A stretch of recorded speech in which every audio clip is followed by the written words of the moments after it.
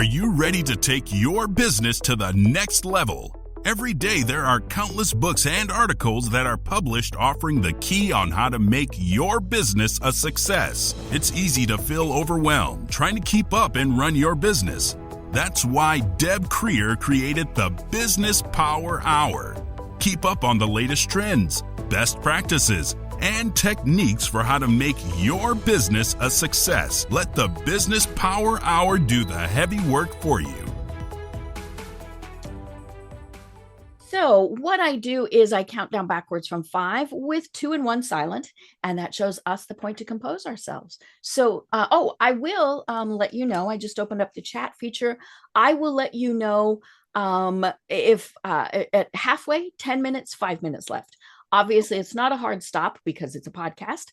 But I also know that if I don't do that, we miss lunch because we're still chatting. So I will do that.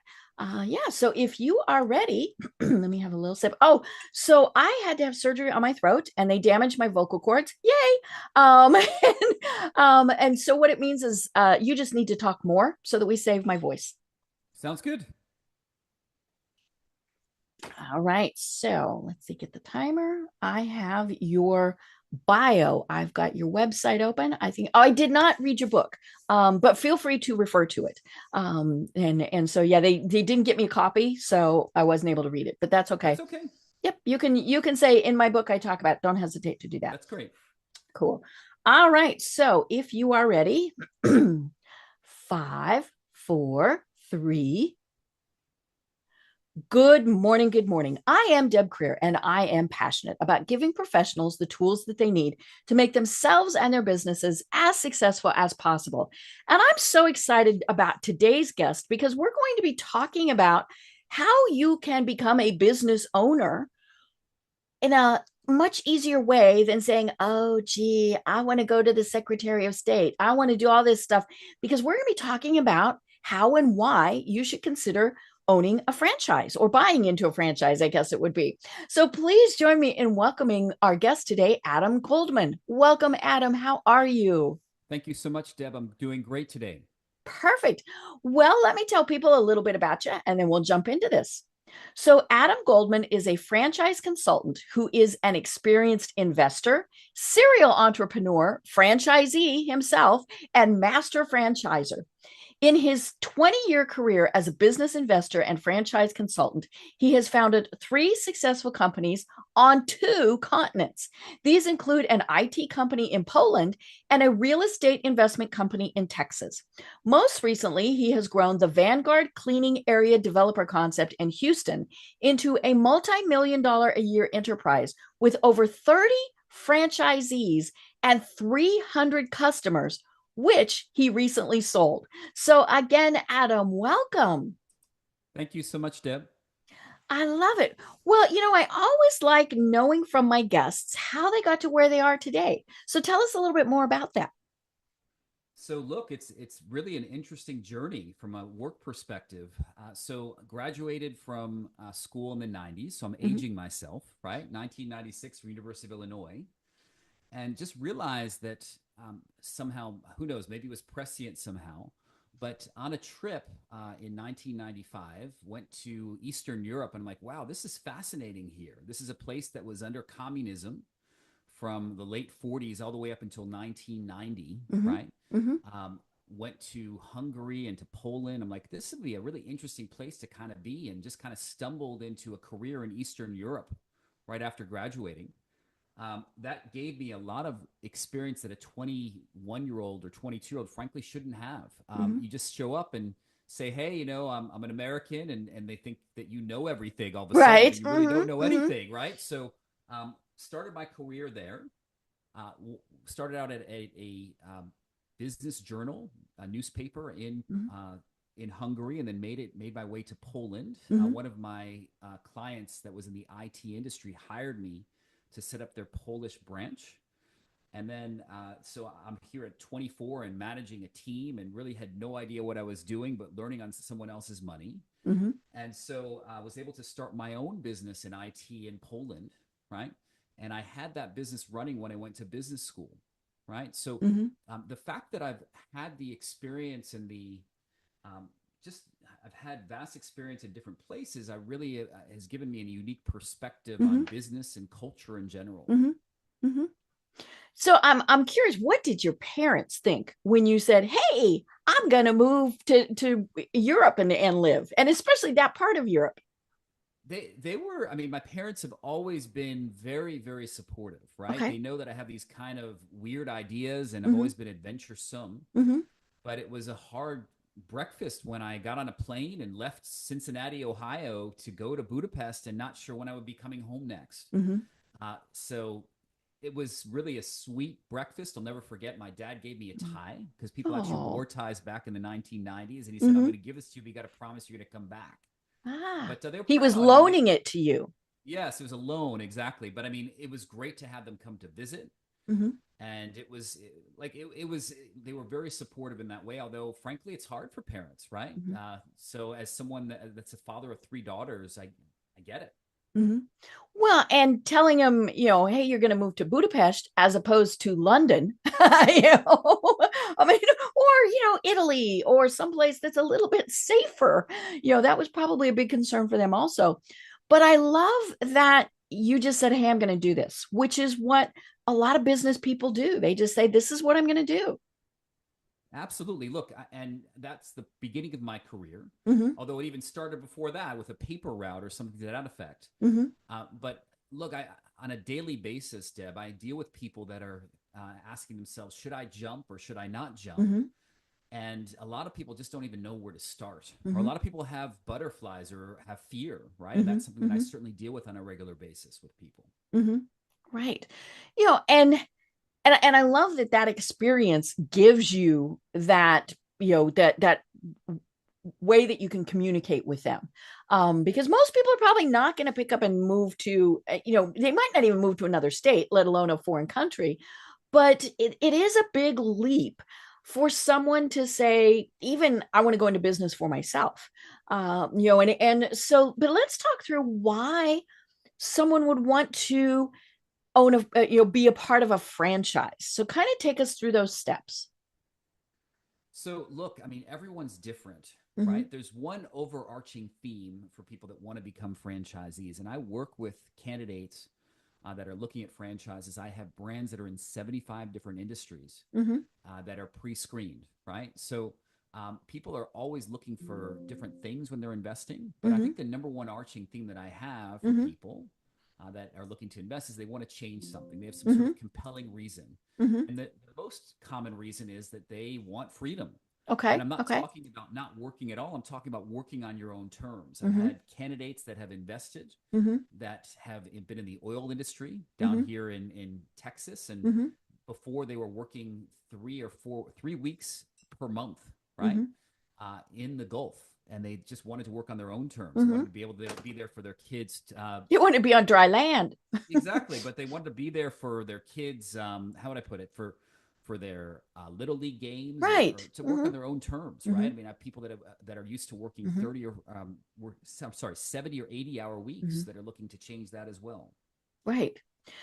And I mean, obviously, a lot of people start their own business, which has so many challenges. And I think what happens is we all go into it with these glowing ideas. I'm going to change the world with whatever it is that that you're doing, and then they discover it's a whole heck of a lot harder than they thought. And even just some of the basics. Now, it's funny. I started my business many years ago, before we really started using computers an awful lot, right? And I trotted my little self down to the Secretary of State's office in Colorado to start my business, filled out my paperwork. It was, it's a sole proprietorship, so the paperwork was really pretty easy. I gave them my check, for whatever the amount was, and they literally handed me the tape from the cash register, like this little 2 by 3 inch receipt. And that was what said I had started this business. And so that was kind of fun and everything. But then it got hard, because then I had to do all of my own marketing. I had to find an attorney. I had to, all sorts of things. And, I've obviously stuck to it, but so many people go, nah, I don't want to do this. Or more importantly, when they get caught in the weeds of having to do all of that day-to-day stuff, they lose their passion for what it was that they started to do. And so that's why, when I look through your materials, that's why a franchise is such a great option, because all of that's done for you, right? So look, I mean, I think of it as being a business with training wheels, Mm-hmm. right? Mm-hmm. So look, some people come into, there are two different extremes of the candidates that I talk to. Mm-hmm. Some people go in thinking that, look, the franchise brand is going to do everything for me. Mm-hmm. Meaning the franchise brand is going to hire people for me. They're going to find the Mm-hmm. location. They're going to actually run the business for me, and I'm going to be an Mm-hmm. absentee investor. And this is great. This is like a Vanguard mutual fund, Mm-hmm. right? On the other extreme, Deb, I have people that say to me, the franchise brand's not going to do anything at all. Mm-hmm. They're going to take this royalty fee. I might have the brand, but I got to do everything. And Mm-hmm. the reality is kind of somewhere in between, where the franchise brand's going to give you the system Mm-hmm. and also the brand, but you kind of need to make it happen, Mm-hmm. right? So they might give you a tool like Mm-hmm. Indeed to find employees, but Mm-hmm. they're going to be the one. You got to be the one that make it Mm-hmm. happen with your team. Right. And you can certainly still find something that addresses your passion. Now, I mean, there are those that their passion is business. They really don't care what it is, right? They just want to be in business. But for others, what the business does is their passion. I had a guest on several weeks ago who he does have a very small franchise where he is the main franchisor, and then he has franchisees, right? Did I get that right? Yes, that's correct. And it's a dog grooming business. So, I mean, obviously that's a pretty specific type of passion. So, if somebody's thinking about doing this, what are the steps and the things that they need to think about if they're even thinking, hey, I want to go this direction? Well, first thing is, number one, do I have enough money, right? So Okay. people are typically, what I would say is that there's a misconception that you need to spend millions of dollars. Right. Or at least, 100,000 or something like that. So look, I mean, what I would say is that most franchise brands are looking for people that have at least $50,000 in cash. Okay. And $150,000 in net worth, including Mm-hmm. their house. And so I have brands that are service companies that are on Mm-hmm. the lower end of the spectrum. I don't really have anything that's less than about $125,000 all in, right? Mm-hmm. And it goes up from there. There is financing available, Mm-hmm. many different sources. Mm-hmm. One of the most popular ways is, people don't realize this, is that instead of investing in NVIDIA or Amazon stock, you can invest in yourself. Mm. It's a rollover program. Mm-hmm. So you take, and without penalty, you take your existing IRA and invest it in your company instead. Okay. Which is really interesting.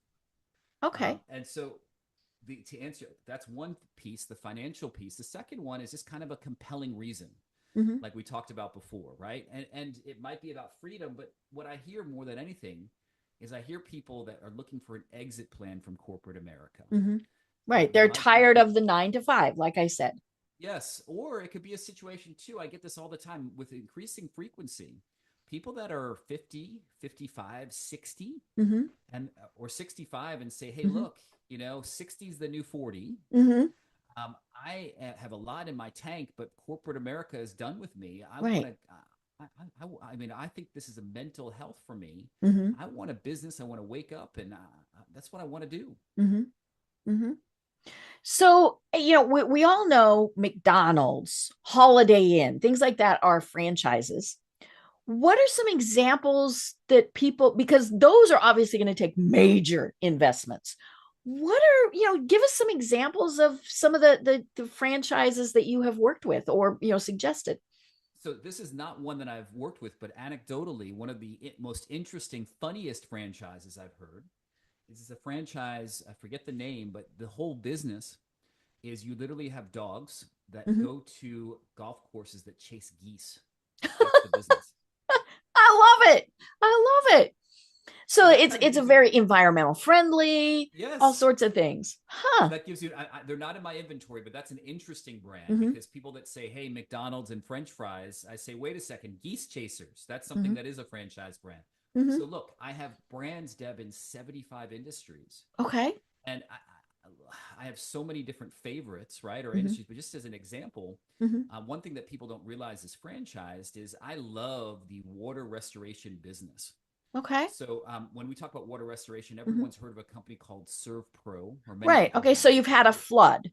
Yes, it's not only a flood, but it could be a situation where Home Depot came in and misinstalled your dishwasher, Yeah. or you had You've got a fountain. exactly whatever Hmm. that might be, or a storm in Houston. We know about storms in Houston. Yes. Oh, yeah. You have those little things called hurricanes. Yes, exactly. And so my point is that this is a really great business that's need to have, not nice to have. It's Hmm. insurance driven, Hmm. it's scalable, and I Hmm. have one of my colleagues here in Houston started this business with one truck, and now it's an eight-figure business in Hmm. revenue per year. Hmm. So it's over. I mean, just a great business for the right person. Hmm. So that's just an example of an industry that people decide to invest in Hmm. franchises that you probably didn't think of. Right. And it's probably not, not one of those things that is somebody's passion. Now, there are people who love doing that, but this sounds more like something for somebody who wants to manage a business. So look, I have passion related businesses as well, right? I Hmm. mean, whenever I think of passion, I think of pets. Right. Like you talked about someone having a pet related Hmm. franchise. Kids are a passion for people, right? Hmm. Teaching's a passion, and Hmm. there are many kids-related franchises that are Hmm. passion-related. Everyone's heard of Kuman before, or Hmm. there might be things related to swim instruction. Hmm. Hmm. Right. And obviously things that, like landscaping, that might be something that somebody really loves doing, but running their own independent landscaping business is just a pain. Absolutely. So look, I mean, I think of franchising, but I think about this perfect match Hmm. because at the end of the day, Deb, I think of myself as being eHarmony or Match.com for franchise, Oh, I right? love And it. Hmm. my goal is to really like narrow it down to these Hmm. three. And I think that if I can come up with these amazing characteristics, whether or Hmm. not it's employee headcount, blue Hmm. collar versus white collar, Hmm. how many hours per week, I can really come up with three great brands. But Hmm. I think that that's 90% of the picture, right? Of the Hmm. DNA. There's an Hmm. extra 2% that might be the thing that kind of takes something over the top. And it might be Hmm. something, oh my gosh, I have a passion for Legos, right? I Hmm. want to open a secondhand Lego shop. Hmm. And whatever that 2% is, I'm a community minded. I want to be in the silver tsunami and I want to help out with people that are seniors. Hmm. So whatever that might be the thing that takes someone over the Hmm. edge for one of those three options. Right. So let's talk about, what happens if somebody comes to you. So if I come to you and say, "Hey, Adam, I'm wanting to get into, I want to purchase a franchise. Now what?" So what happens is first, we schedule a free chat, right? Hmm. It takes about 15 minutes, this initial Hmm. call. I promise at any time, if I don't think you're fit, I'll let you know, Okay. right? And so we talk about kind of what your goals are, what Hmm. your needs are, and then you fill out a survey. Hmm. And then the survey takes about 5 or 10 minutes. Hmm. If you have a partner or spouse or someone Hmm. else involved in this decision, love to get them involved in this Hmm. process. Right. And Because then it when really you is have going this to con- affect them. Hmm. absolutely, even if they're not involved in the business, I mean, you buy a house with your spouse. Hmm. So my point is that we have this in-depth conversation. I see this as being a personalized service, Hmm. which by the way is free for Hmm. people like you, meaning or Hmm. someone else, meaning it's the franchise brand that pays us a commission Okay. if we make a successful match. So Hmm. my point is that I'm going to go ahead and get to know you, Hmm. find out more about you, your passions, your Hmm. goals, things you like to do on a daily basis. Hmm. Do you like selling? Hmm. Do you not like selling? Hmm. What is your strength in business? I think Hmm. that the one overarching theme in my industry is that you need to have some sort of business acumen. Even with Hmm. great franchisors, you can't be an art student that's never had any experience in business before. Hmm. And then I'm going to go ahead and see which three brands are available, and then connect you with them, and then we Hmm. start our investigations Hmm. together. Right. So then when you connect somebody, do you help them with the paperwork, all of that stuff? What is that next step? What happens then?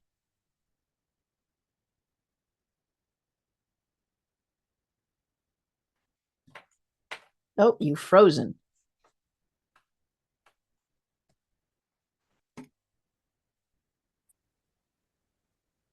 Did I lose you? Up there, we're back. Okay, so I've marked this so that I can take this out. Okay. Forgive So me. yeah, we're back. We're back. So when somebody, so you've made, these three suggestions, then do you help people with the paperwork, with the next steps? What comes next?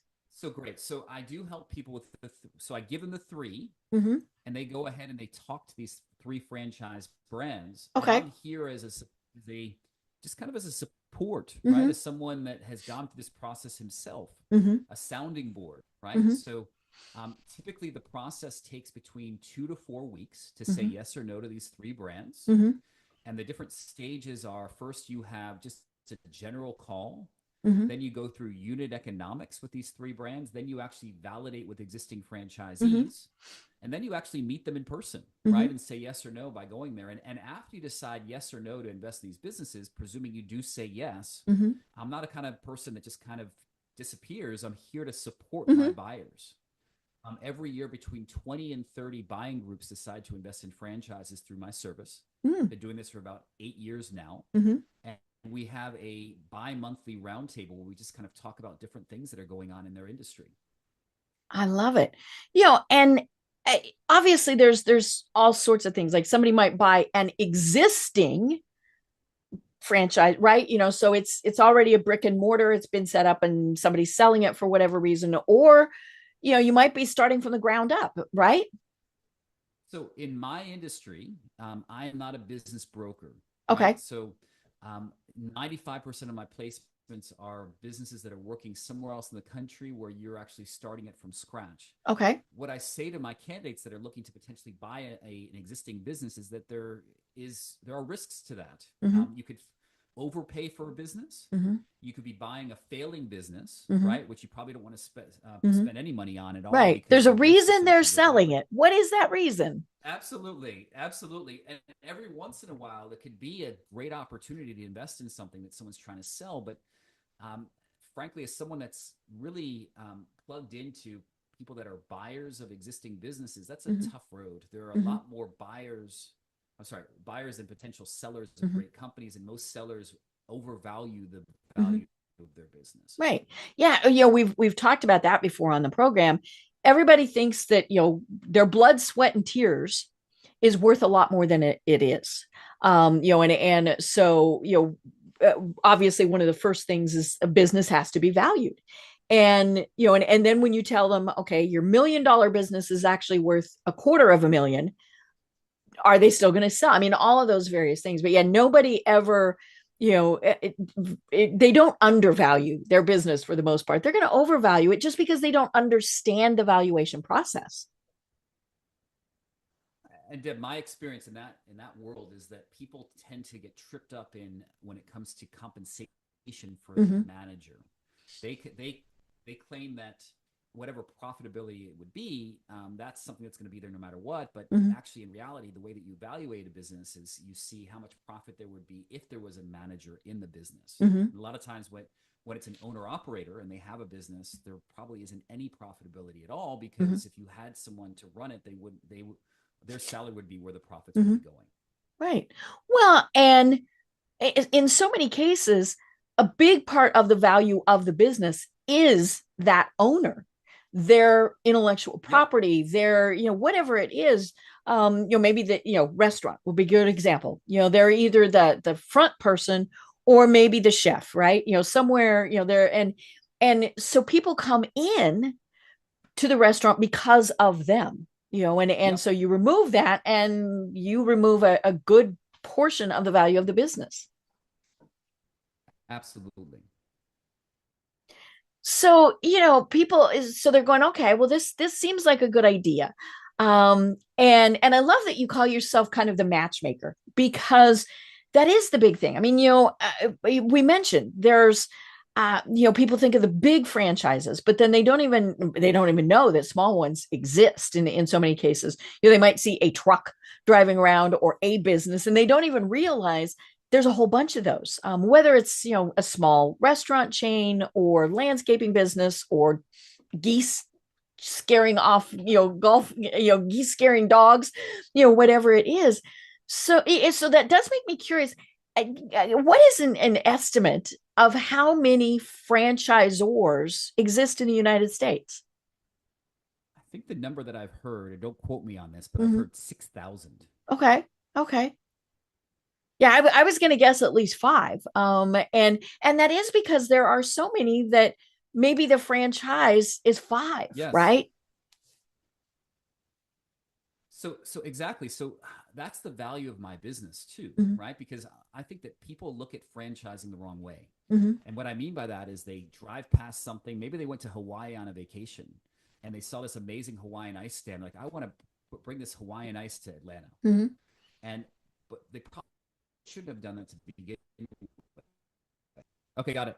So look, I mean, I think when it comes to Hawaiian ice, right? I mean, Hmm. they probably shouldn't have even opened that to begin with in Hmm. Atlanta. So it's a situation where um, what I would tell you is that it's just the way that I'm doing it is I'm finding out about what people are looking for, Hmm. characteristics, Hmm. and I have these pre-screened brands that I'm matching. So Hmm. I'm taking all the hard work out of the Hmm. process. Right. Well, and an example of that, here in Atlanta. So, hey, I saw this great thing and this great ice thing in Hawaii, but here in Atlanta, Kona Ice is a franchise. I think I've seen multiple trucks, so I'm assuming it's a franchise. But and so it's the same principle, just a different company. Absolutely. Kona Ice is and look, what I'm saying is that a lot of times people dig deep and spend days or Hmm. months on a brand that they probably shouldn't even started looking at to Right. begin with. Hmm. Right. Yeah. And and I love that because of course one of probably one of the biggest things that people are gonna have as questions, they're gonna say, how much is it gonna cost and how much time am I gonna have to put into it? And obviously that varies, but sometimes when you're doing your own research, you're not going to be able to find that out. I mean, it's kind of like any like trying to buy a car, right? There's the list price, and then there's what the dealer is actually going to offer it to you, and so but it takes you forever to find that information out. If I come to you, you're going to have that information, and it's just going to simplify the process. Absolutely, Deb. And look, you mentioned that many of your listeners are from outside the United States. What Mm-hmm. I will tell you is that there is something that people don't know about, that if you are looking to emigrate to the U.S., Mm-hmm. there actually are franchises that would allow you to obtain an E2 visa if you're Oh. investing in that. And that's Mm-hmm. So actually you been a would be big an part of immediate my business owner. practice. Yes. Mm-hmm. And that allows you to gain entrance to the United States, Mm-hmm. which is a great way to enter the United Mm-hmm. States. Right. Right. Yeah, because you are immediately becoming a contributing, individual to the economy, all those things that everybody really likes. Yeah. Yes. Yes. So that's one thing that people don't know about Mm-hmm. franchising. It's a secret. Right. Right. Yeah, that does bring up an interesting question. Are there franchises outside the United States? Do other countries have franchises? Or is this a They uniquely do, US thing? but I'm only focused on the U.S. and Right. Canada. But Okay. there are business models throughout Europe and other Mm-hmm. places as well. Mm-hmm. Yeah, I was just curious as if it was a unique thing in the US. Um, there's I just keep having so many questions. Um, you know, once you've signed this, and this is one of the things that we've talked about with people is, and I mentioned it at the start, all of the things that go along with being part of a franchise. It's got its own branding, it's got its own marketing, it's got its own legal department. I mean, all of those things. But what are some other benefits of purchasing a franchise? So one thing you didn't mention, right? I mean, I think the reason why people invest is they think that they have a higher chance of success than if they were to start on their own, right? Right. So it's a system and it's a Mm-hmm. brand. Mm-hmm. One thing you didn't talk about, which I think is valuable in the franchising space, is this network, right? Mm-hmm. If you look at all the best things of McDonald's, things such as Mm-hmm. their Egg McMuffin or their McFlurry, Mm-hmm. it's one franchisee that came with this great idea and then kind of a rising tide Mm-hmm. rises all Mm-hmm. boats, right? Raises all boats. So Mm-hmm. it's something that one franchisee came with this idea and every other franchisee is using this. Mm-hmm. So if Right. you're in a great system with great other franchisees, that become mentors. That's what I had when I Mm-hmm. owned my franchise business. That's a great situation to be Mm-hmm. in. Right. Yeah. Yeah. That network is so invaluable because we have our business networks, right? And we might be in mastermind groups, things like that. But the people who do the exact same thing that you do are going to be able to be a fantastic support system, to be able to say, here's what's going on, here's what we did here, you might want to try it there, or all of those things. And I think that's one of the things that people forget is just, how important that network is. So there's a misconception too. They think that if I own Dallas, Mm-hmm. that the Austin franchisee is a competitor. There's nothing farther away from the truth, because you're Right. not competing against each other. You're Mm-hmm. brothers and sisters in arms, Mm-hmm. right? And Mm-hmm. that's a great situation to be in. Right. So Yeah, actually, because mm-hmm. Go ahead. some successful franchises actually have guilds Mm-hmm. where they have franchisees that are in a metropolitan area, and together they go and they have pricing power when they're Mm-hmm. dealing with suppliers. It's a great Mm-hmm. situation to be in. Right. Right. Well, and of course, the franchisor investigates, okay, how close they know how close they can put the businesses together. I mean, all of this, that's why you don't see two McDonald's across the street from each other, because those truly would be competing. And so that's, the franchisor does that research to know, okay, we can put this one within 10 miles, 100 miles, whatever it is. Obviously, even with say something like a Kona Ice, which for those who don't know, it is a food truck that goes from place to place and sells ices, right? And so but they're going to say, okay, here's your territory. And because they don't want brothers and sisters fighting amongst each other as to who gets to serve that area. That's correct. Yeah. The best franchise brands are ones that protect their franchisees Mm-hmm. by territory. Right. Right. Well, and of course it is in the franchisor's best interest to do all of that, because they don't want one or both Absolutely. or many failing, because then they've got a different issue. Absolutely. I mean, the best franchisors are ones that see these franchisees as being partners in success. Mm-hmm. Right, right. And, my understanding is they also, when they are researching the area, they do look at what else is there that are true competitors. It's interesting, like in where I live, we laugh. I would love to have an Arby's nearby because I like Arby's. But there's lots of other fast food places. And so, Arby's or whoever owns Arby's, it's not a PepsiCo, but whatever it is, they might say, no, there's too many there already, so we don't even want to add one. And so yeah, they do that research because they want their business to be successful. So Deb, you have good taste in your roast beef. I'm a huge Arby's fan as well, although it's not good for my waistline. I know. But look, I mean, what I would say is, you asked about what kind of benefits franchise brands give. The Mm-hmm. good franchise brands are ones that are going to let you know the right location and Mm-hmm. have data. Mm-hmm. So that's a big part of what you should be getting as a system from a franchise Mm-hmm. brand. Right. Yeah.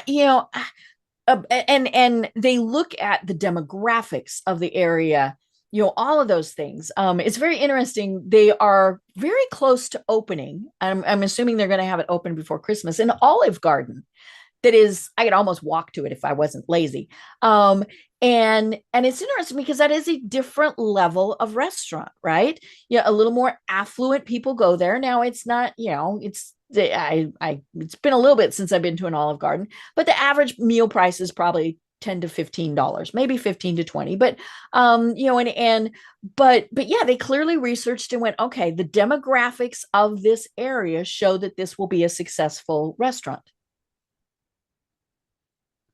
Yeah, I like Olive Garden. It's a great place to go for your birthday. Right. Waiters, right? Yes. That's what they're known for. And unlimited breadsticks. You can't beat that. There you go. There you go. So, but that does bring up a point. I think so many people don't even know that a certain business is a franchise. And it's not until you walk in and you see the little sign that says this property owned and managed by XYZ that you realize, oh, okay, this is a franchise. So what are some examples of businesses that are franchises that people might not understand are a franchise opportunity? Coffee shops, fitness studios, Okay. automotive related Mm-hmm. brands, home service businesses. Mm-hmm. You call a plumber Mm-hmm. or you call someone to get blinds or some other air conditioning. I mean, you Mm-hmm. name it. You give me an industry, I'll tell you there probably is a franchise in that Mm-hmm. industry. Mm-hmm. I love it. Yeah, I mean, one of the ones that, just because, I travel a lot are hotels, right? And there's both, the main hotel might actually own it, or it might be a franchise. And so that's always interesting. But yeah, and as you said, there's pretty much an opportunity out there for anybody. Whatever you're thinking about, there is something that exists, but it's just a matter of using someone like you, who is that matchmaker who's going to find it for you. Many people are shocked when they hear how big franchising is in the United States. My understanding is it's about 10% of our total economy. Wow. Yeah, I mean, by the time you figure in the chain restaurants like McDonald's, like Olive Garden, and then the hotels, I mean, those are probably some of the biggest examples of franchises that, and so, but yeah, 10%, it actually, I would think it might be even more than that. Yeah, I mean, it's just a big deal. And it's, Mm-hmm. look, it just shows you that it all comes down to systems, doesn't it, Deb? Mm-hmm. I'm a big believer that um, ordinary people that are exposed to extraordinary systems can do extraordinary things. Mm-hmm. Mm-hmm. Right, right. So I'm looking on your website, and you did this post on how to six proven steps to success. So let's go through some of those. How do we, obviously picking the right one is number one. You pick the wrong thing and may or may not be a success. Might grow on you, but yeah, if you haven't picked the right one to start with, it's kind of like, back to the matchmaking. You don't pick the right person to date. Even if you marry him, it might not work out. So once you've picked the right brand, the right entity, what's next? So once you pick the right brand, right, the way that you succeed, Mm-hmm. and I don't have it in front of me, these 6 steps, right? So forgive me, I don't remember That's what all my right. six You'll steps and were. if we come up with different ones, that's even better. Gives you future blog posts. Exactly. So what I would say is this: that once you decide to invest in a franchise, Mm-hmm. I would say to go ahead and you got to pick the right one. Mm-hmm. That's an important in step one. Mm-hmm. But number two, really become best friends with the people that are the operations managers at your brand. Okay. So they have limited time, Mm-hmm. limited bandwidth.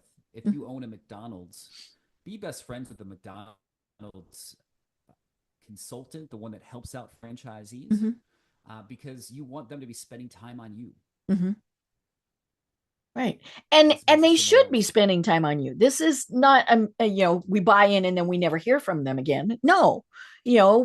Keep reaching out to folks, ask your questions, get that assistance. I'm a big believer in the silver bullet Mm-hmm. theory, meaning that you're the silver bullet in franchising, meaning are you going to do everything that it takes to be successful Mm-hmm. in this? And then, so look, the other thing I would say is that you got to go ahead and you need to follow the model, Mm-hmm. right? So that's important as well. Mm-hmm. Invest in that model. Mm-hmm. The other thing I would say is to invest in the network inside of the franchise brand. Mm-hmm. Find mentors. Go to Mm-hmm. the conference, the annual Mm-hmm. conference. Develop relationships Mm-hmm. with people that you can really learn Mm-hmm. from, that could help you in the Mm-hmm. business. And yeah, I mean, I know I said 6 things. I wonder if I gave you new things there, but those are Mm-hmm. the things that come to my mind. Mm-hmm. Right. Yeah, I mean, you mentioned networking with other folks, and now this is going to show my age. One of the ones that I grew up with, or two actually, Tupperware and three. Let's go with three: Tupperware, Avon, and Mary Kay. Right. Now you weren't. You might not actually have been a franchisee with those. It might have been more like you were, uh, a consultant with them. You weren't quite an employee, things like that. But I remember, hearing especially the people who would go to the Mary Kay conferences. Oh my gosh. They were just so energized, and they've got their bees and their pink Cadillacs and all of those things. And, but and meeting the other people and hearing their success stories was what drove them to really want to be successful. I totally agree. Like, and when I get to speak for myself, it was really empowering to Mm-hmm. be a guy that was in his 30s, Mm-hmm. right? To be there at this really amazing group of people at Vanguard Cleaning as a Mm-hmm. franchisee, Mm-hmm. to have these amazing people that are coming in, people Mm-hmm. that were like CEOs of Fortune 500 companies in the Mm-hmm. past as franchisees as well, that were really willing to spend time and energy for my success, Mm-hmm. where they weren't even, it wasn't really, I mean, they were not working for the franchisor. They were Mm-hmm. just doing it because they wanted to mentor and help me. That was a powerful Mm-hmm. situation to be in. Right. And it's interesting, to think of a cleaning business as having that, because you just kind of think, oh, they go in and they clean, but they don't. There's so much more that they do. And that's where I think sometimes people forget too, is they think, oh, why would I want to do that? Well, as part of this process, you're looking at it and you're going, okay, I do see why this is interesting. And one of the things in your tip list is look at the culture. And because I think that's so important. What are the franchise's values? Are they going to actively support what's going on in the community? I mentioned as we were uh, chatting, there's a blimp flying over that is for a franchise. And it's like, I don't know why this blimp is flying over, and now, to be honest, I'm drawing a blank as to what the branding on it was, but it's kind of like, why? So my guess is there's some type of event, obviously, that they are here for and they are supporting. But yeah, and there are some that are just business. We're just here to do business. And that's okay, because that's what some people are looking for. But, how do you find out more about an organization's culture and to see if that would be a good fit? There are two ways to ask the franchise development rep about the culture, but even more importantly, more effective, to ask existing franchisees Okay. and just ask them how the culture is, and ask Mm-hmm. them about how things work and Mm-hmm. what cultural fits are in the business or not. Mm-hmm.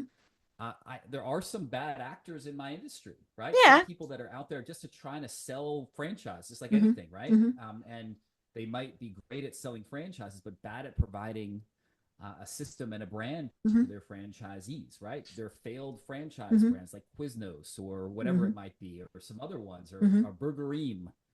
And if you talk to existing franchisees, you get a sense about how good or bad this Mm-hmm. culture is. Mm-hmm. Right. And you probably, like we were saying, you may have seen whatever it was and thought, hey, I want to get into this. So you've at least got one that you can talk to. But now, are there ways to, and I'm assuming to investigate, okay, they have 100 franchisees that went under this year, or, are there ways to get more detailed information about each organization? So I'm glad you brought that up, because every franchise brand is required by the Federal Trade Commission Ah, to have a franchise disclosure document. And okay. inside of that disclosure document, you are required to say who has closed recently. Okay. So that's one way, and you're actually required to give their information as well. So that's one Mm-hmm. way to look at that. Mm-hmm. Right. Yeah. Yay, that was a good question. I didn't even know it. But yeah, because I think that is something people want to know is, okay, if I buy into this, how much is the company going to support me? And you can look at, okay, they had 500 that started, but 100 that went under. Well, that's a pretty big percentage but it's probably more like 50 and 10, right? You don't have that many that start in a year. But yeah, and then you want to know what happened. Maybe Absolutely. And could be that things just changed. I mean, there are reasons why. I mean, we mentioned hurricanes, right? I'm not that far from Asheville. That's obviously, those stats are going to be impacting things, because the businesses are just gone. And so there's things that happen, but it also could be they didn't provide enough support or whatever. so, look, I mean, what I coach my candidates to do is to just kind of focus on the positive, Mm-hmm. meaning, every franchise brand is going to have people that are underperforming. They're going to have average performers. Right. Find someone like you that is performing well in a Mm-hmm. market like yourself and focus upon that. That will give you the comfort to let you know that you're going to actually potentially be a high performer as well. Mm-hmm. Right. And I think as you were saying that, one of the misperceptions maybe that a lot of people think is they buy in and then they don't ever have to do anything again. Is that, does that exist where basically they've got this great management? And so in essence, they're investing as opposed to managing. Is that an option, or is this, no, you're going to have to be working at this? Okay, so let's talk about what you can't do in Okay. franchising. It's not a mutual fund or an index fund where you invest and then you just kind of walk away. Right. We You talk just about it hope as it does what it's supposed to do. Exactly. We talk about semi-absentee ownership. Mm-hmm. And that's just kind of a fancy way of saying that you can keep your day job and have a manager run the business. Okay. Right? But we're not talking about hands-off, Mm-hmm. meaning like just absentee. Mm-hmm. We're more talking about doing this part-time with the caveat too that there'll be certain times in the business, maybe even at the beginning, that you got to spend more time than that. But if you have the right brand with great systems, then you're able to actually have a manager run that business for you.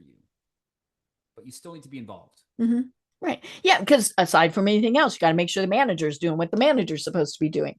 But yeah, like I know someone in Colorado who owns multiple fast food chains, and they've got a couple Burger Kings, they've got a couple McDonald's, things like that. And so he manages the company that manages those is in essence what his business model is. Obviously that's a big investment, but originally he had a couple, he bought into a Burger King to start with, and then he bought into another Burger King, and then it just kind of grew from there. Yeah, I mean, scalability is something that a lot of my candidates are looking for, Mm-hmm. right? They want to be able to scale a business. And again, you mentioned something that's a Burger King. That's probably an expensive investment. There's a misconception that if you invest a little bit of money, that the business isn't scalable, and that's not true. I mean, I have plenty of people that are investing under $200,000 and then are building scalable businesses from that. Right. And again, I mean, you're buying into a system, maybe is one of the easiest ways to put it. And so you've got to follow their rules. We've all seen when somebody doesn't, and now there's some flexibility, I'm sure, with a lot of things. But now I'm a marketing person, so branding is what I do. You don't change the logo, you don't change the corporate colors, all of those various things. And it was funny because we had people who tried to do that in organizations that I've been with. They were, they would say, oh well, we want to add a Santa hat onto the logo. No, you can't change the logo, and things like that. And so it's important that all of that also. Look, it's golden arches. It's not golden triangles. If Right. you're a McDonald's owner, you can't change the logo. And that shows me that, Deb, sometimes people just aren't good fits for franchise. Right. Yeah. And maybe they should be an independent business owner because they want much more flexibility to be making those decisions. I mean, if you're not someone that's willing to follow a system. Right. Absolutely. And that's okay. Yeah. It was always interesting when I did a lot of in-person networking, and I haven't done a lot of that since COVID started. But like I said, I do marketing, PR, advertising. And I would go to these networking functions and meet people who own franchises. Those were not a good connection for me. Now, they might know somebody who was, right? So it wasn't just, hey, I don't want to talk to you. But their branding, their advertising, all of that is done for them. They had no need to hire somebody like me to do it. And that's great for them. But it was like, and I'll be honest, that's part of why I thought, I'm not sure I'm networking in the right places when I can't even get business from them. Great people, but they just weren't going to use my services. Yeah, absolutely. It comes from the top. Right. Right. But good for them that they didn't have to make those decisions, right? Those are sometimes some of the most difficult decisions. And and especially now with advertising on the internet, trying to figure out, should I do a Facebook ad? Should I do SEO? That's all done for you, folks. That is, I got to tell you, from my perspective, that is one of the biggest benefits to being part of a franchise is you don't have to research that. Now you might want to, people just like doing some of that, but then you're going to take a suggestion back to them to say, hey, what if we do this, as opposed to having to do it yourself. Marketing has changed so much in the past 20 years. Mm-hmm. It's changing now as we speak. And it's just great to have a brand that has your back if things are changing. Mm-hmm. Right. And it is a challenge to figure out what you can do, what you can't do. It's always interesting. It's because I spend a lot of time on Facebook, right? And so I see, I will like a page, and it's always a little interesting to see what they can post and what they can't post. Because when they go a little rogue, usually the post doesn't stay up there long, right? Somebody calls and says, no, not supposed to be doing that. Because the franchisor, as we said, keeps tabs on those. Ultimately, they are the keepers of the brand, and they have to be. Yep. And so, they just need to make sure that everybody is in line with that. Absolutely. And it's a great option for people who don't want to be thinking about all of those. And if you do want to decide what your logo does, who you're advertising with, all of those, well, then that's where you do go into business on your own. I agree. And look, what I would say is the kind of person that can go on their own. One of my favorite books is The E-Myth by Goldman. Mm-hmm. Right. Mm-hmm. And his whole idea is, he says, look, if you're going to business on your own, you don't realize a lot of times that you have to wear many hats. Mm-hmm. You've got to be the marketing person. You got to be the finance person. You might even have to be the receptionist, right? Mm-hmm. So if you have a process or system that a franchise brand has, then that kind of allows you to kind of do ththings that are highest value for your clients and for your business. Right. So, we don't have too much time left. And so, one of the questions is, people always say, am I actually going to make money doing this? Because I sunk 50,000 in, 100,000 in. Am I going to make money at it? So that's a great question. I get asked this all the time. How much money am I going to make? Right? And the answer is, you're not going to make any money at all if you're bad at what you do. It doesn't matter if it's a franchise or you're on your own, right? Mm-hmm. Yes. But look, the successful franchisees, the ones that are following the system, listening to what the consultant says, making connections and mentors inside of the system, and frankly, pick the right one to begin with. Because Deb, you said number one, right? How to be successful, pick the right franchise, right? Then those are ones that are able to make money. And right. I've seen people make a lot of money in franchising. And it's really empowering and exciting. And what's even more exciting is the people that are investing not so much money relatively. We're not talking about people that are spending millions of dollars, but hundreds of thousands of dollars that are making money too. That's great. Right. It comes down to, you get out of it what you put into it. If you are an independent business and you're not doing the right sales, not doing the right marketing, not doing, don't have a good product or service, then it's not going to be a successful business. But if you put forth that effort, it will be successful. But and again, you're not just buying a franchise. You are still having to manage it or manage people who manage it. That is correct. This is not a totally absentee investment. Right. You can buy stocks, bonds, whatever, if you want an absentee investment. Yes. So, this is not an absentee investment. Yeah. I'm assuming that, if you, a part of, you get good training, what are some of the other things that a franchisor provides? Getting out, when we talk about getting out of it, what you put into it, what kind of leads into helping them? So let's talk about this, right? So some allow you to buy into a marketing program. Okay. meaning if you watch the World Series, the Braves did fantastic a couple years ago, a few years ago, and you look in the outfield and there's a franchise brand that's advertised there. If you were just a one-person shop, you wouldn't be able to afford advertising. Right. You're not, because it's got multiple commas in it to be able to put a billboard up in right field, right? Absolutely. I mean, at Minute Maid Park in Houston, we have a franchise brand that advertises every time one of our pitchers gets a strikeout, which is great. So that's a great use of their marketing budget. The other things that the franchise brand provides for is if you're a brick and mortar business, they might go ahead and help you with finding the location.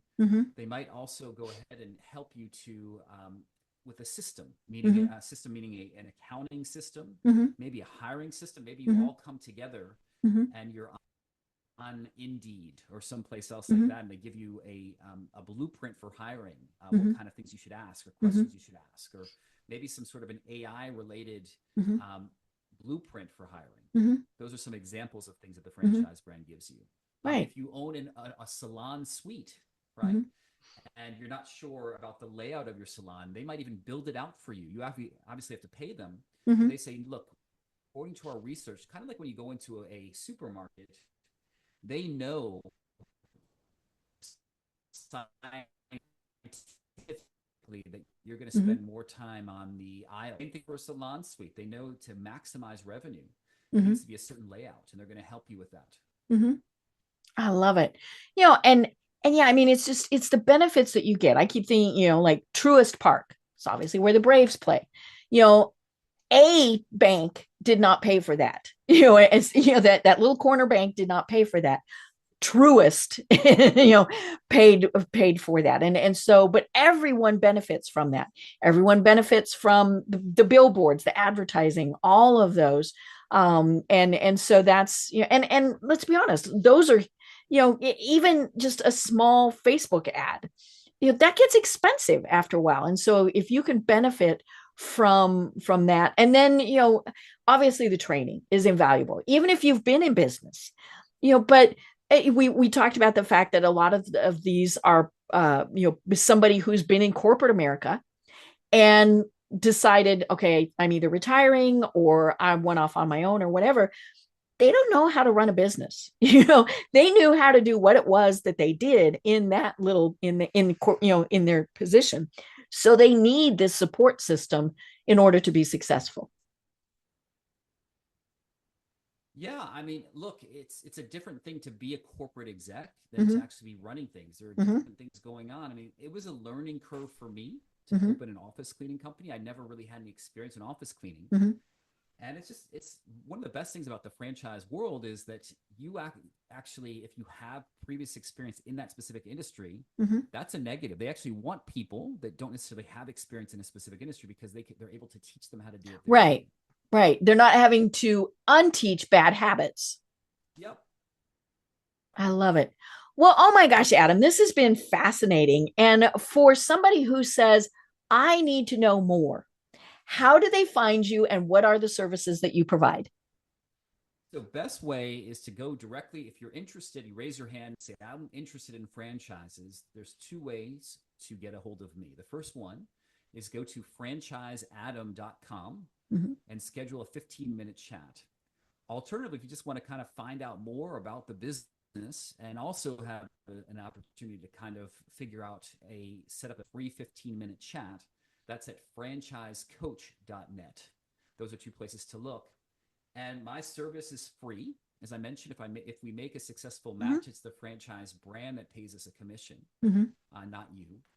So I promise to go ahead and to let you know if I think you're a good match or not. And the first step is to go ahead and to book a 15-minute chat on my calendar. Right. Yeah. And you want it to be successful or you don't get compensated. Absolutely. Right. So, oh my gosh, this has been absolutely so very interesting because I think there are many people who want to go into business for themselves, but don't want to be an independent business owner. And so this is a great option for people, and they can do one, they can have 50 that they own, who knows? But yeah, so this has been so fascinating. Do you have any final thoughts that you want to leave everyone with? Yes, my final thought is this, that it's fascinating because if you look at the history of our country, back in the day, everyone was small business owners. It was a situation where it was 100%. Brands like Apple or IBM or Google didn't exist, or NVIDIA. Now, if you look at it, 6%, only 6% of Americans are actually business owners.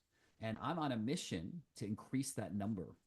I believe that it's part of our spirit as Americans to have our own business. It's part of our DNA. And I think that franchise is an amazing way to do that, in order to do it with someone else's help, to have training wheels. And I'm here to encourage and to promote entrepreneurship in our country. I love it. I love it. Well, I'm Deb Creer. I've been having such a wonderful conversation about franchising with Adam Goldman. And until next time, everyone have a great day.